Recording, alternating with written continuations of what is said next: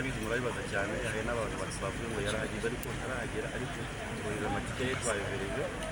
sindamenya neza itariki bakiza ariko yamaze gusinya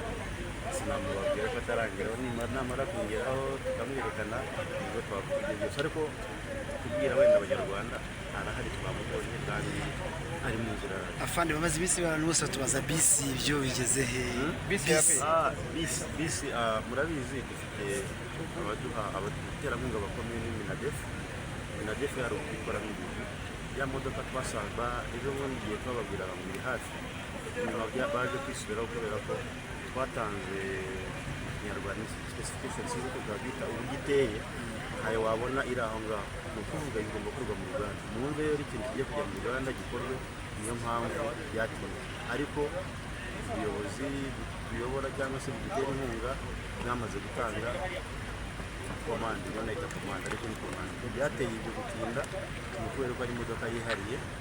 igiye gukorwa mu Ruganda niyo mpamvu byagiye ariko turizera ko aho ufite amakuru y'uko babahaye amezi 9 guhera mu kwa gatatu niba nta kindi cyahindutse kubera ubudasa bwayo. Atandatu niyo yamaze kurangira ubwo hasigaye amezi nk'atatu. Oya ndavuga guhera mu kwa gatatu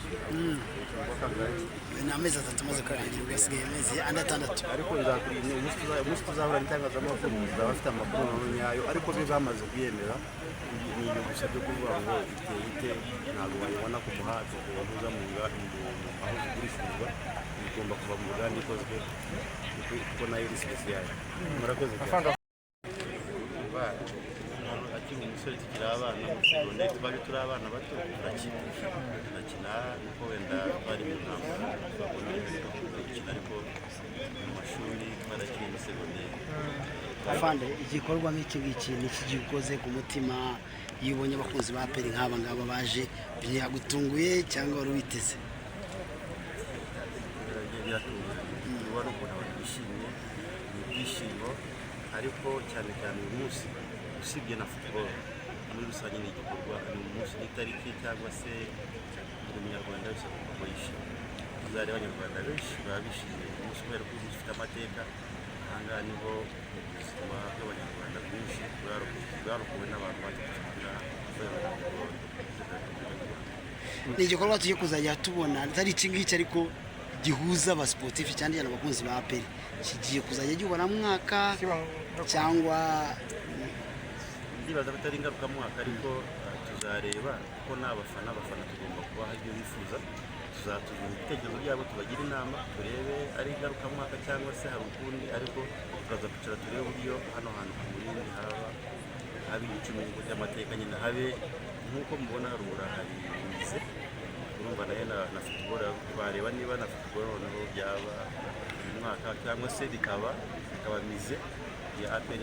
irimo byose. Uretse mize ariko urabona ko abakunzi ba APR babyitabiriye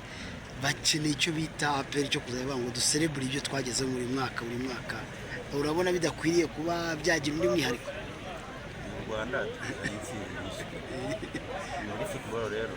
cyangwa se mu mikino yose muri siporo muri rusange dufite n'izindi club muri APR za volley za basket zavutse numva tuzabitekerezaho n'abantu bahora bishima ngo Afande hari akantu twumvise meya asaba ko hajya hano nka academy ya APR FC iki gikorwa